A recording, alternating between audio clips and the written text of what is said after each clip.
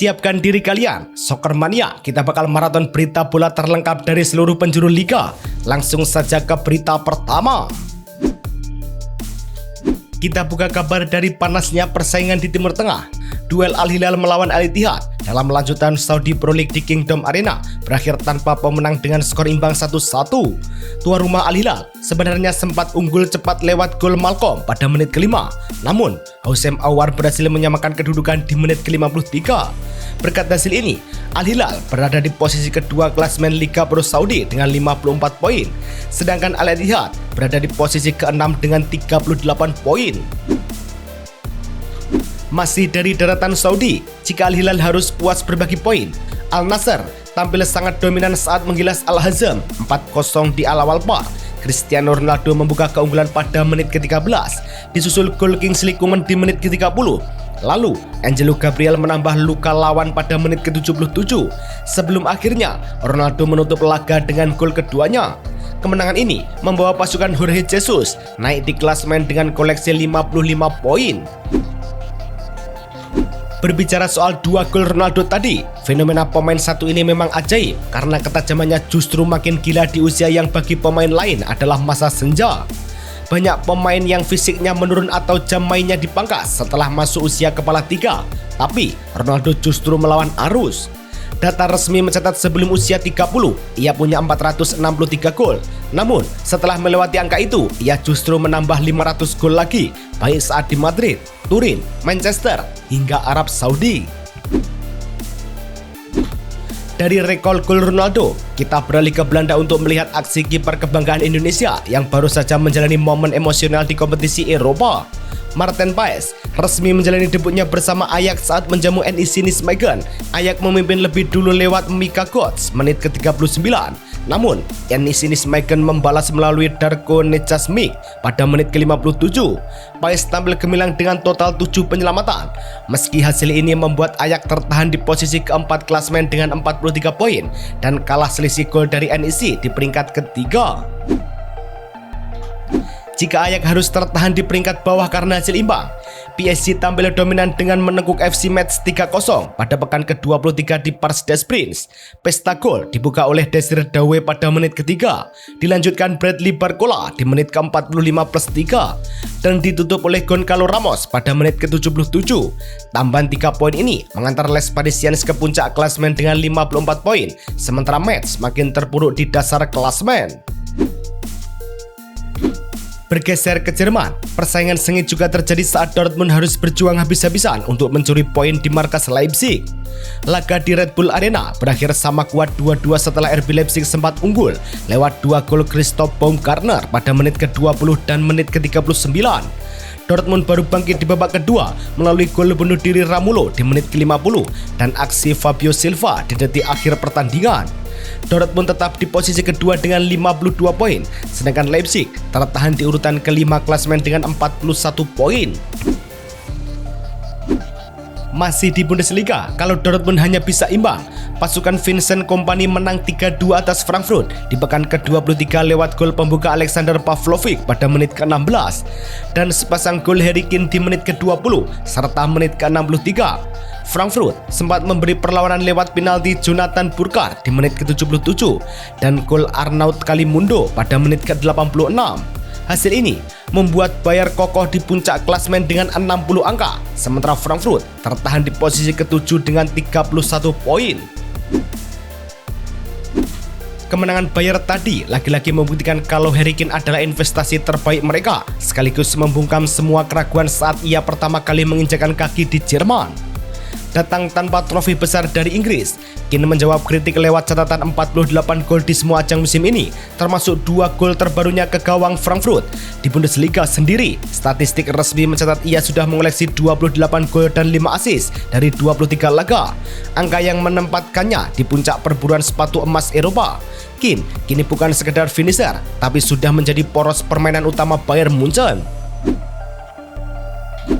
Sayangnya, di balik kegemilangan Kane, Bayern harus menerima kabar buruk karena salah satu pilar pertahanan mereka harus masuk ruang perawatan.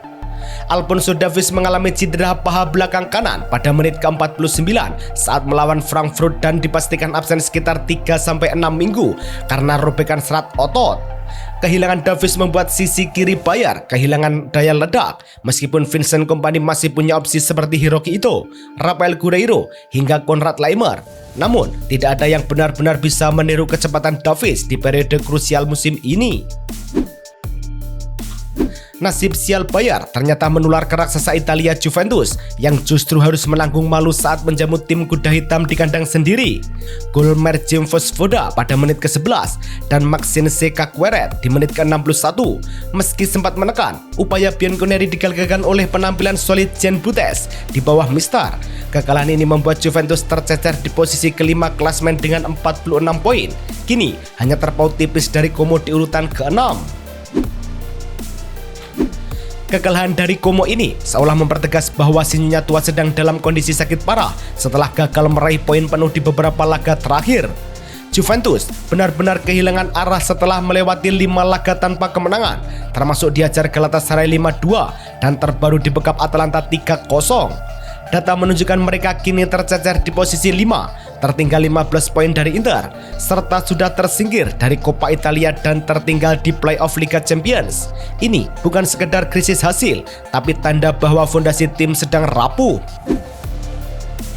Sadar timnya sedang goyah, manajemen Juventus mulai bergerak cepat di bursa transfer demi menambah lubang di lini pertahanan mereka.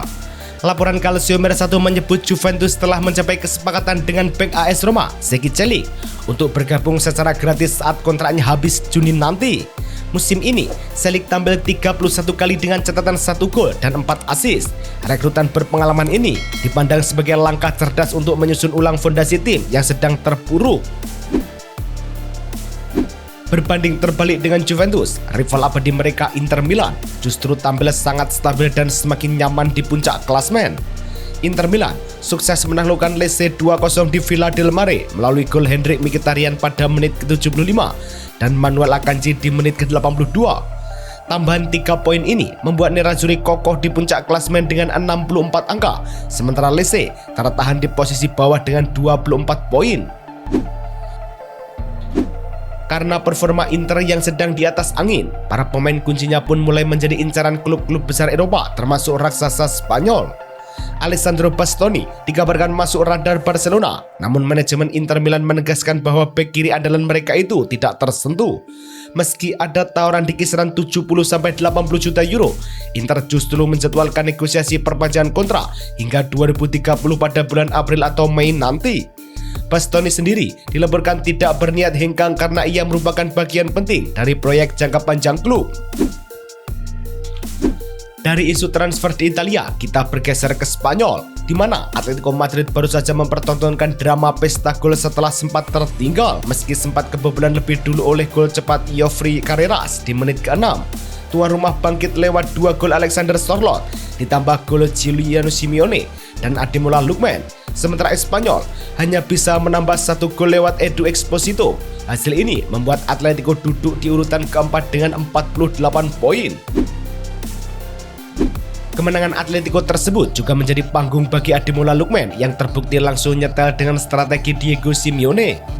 Datang tanpa ekspektasi tinggi, Lookman langsung mencetak 4 gol dan 2 assist hanya dalam 6 laga pertamanya di 3 ajang berbeda.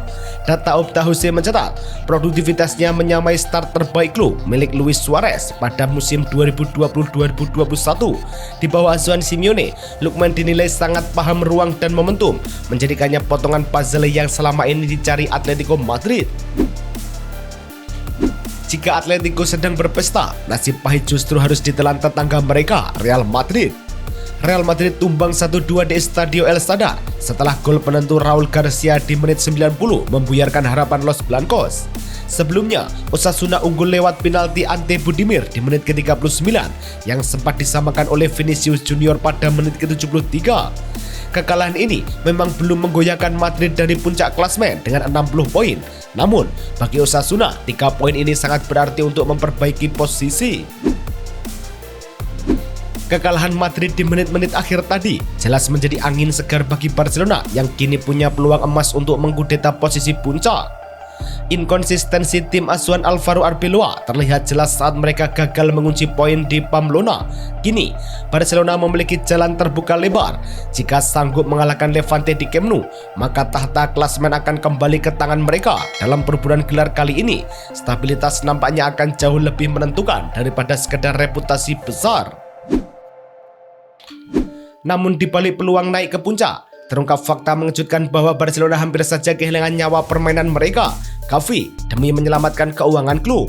Pada musim panas 2023, krisis finansial hampir membuat Barca melepas Gavi ke PSG sebagai paket barter untuk mendatangkan Fabian Ruiz dan Marco Verratti.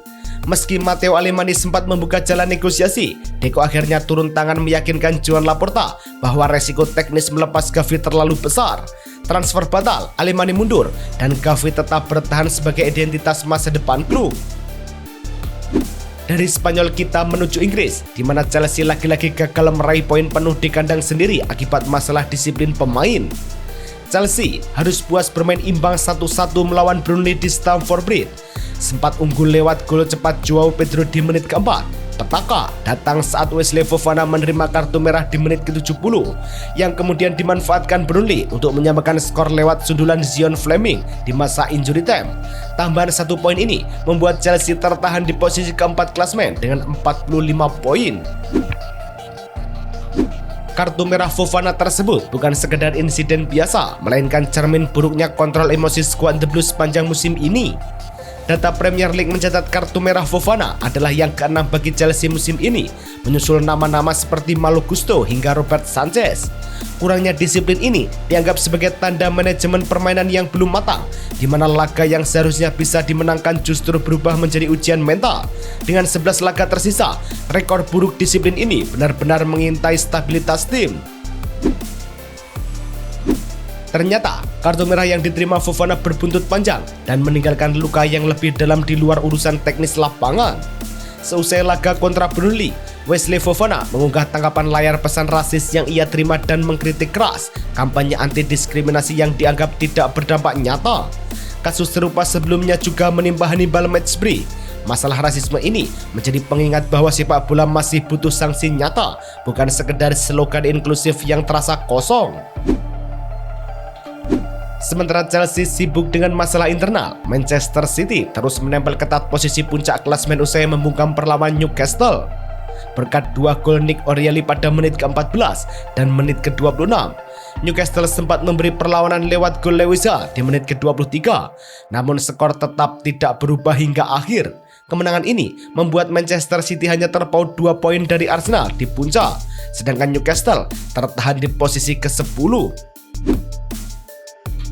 Hasil ini seolah mengukuhkan dominasi City atas Newcastle yang sepertinya selalu menemui jalan buntu tiap kali menginjakan kaki di Etihad.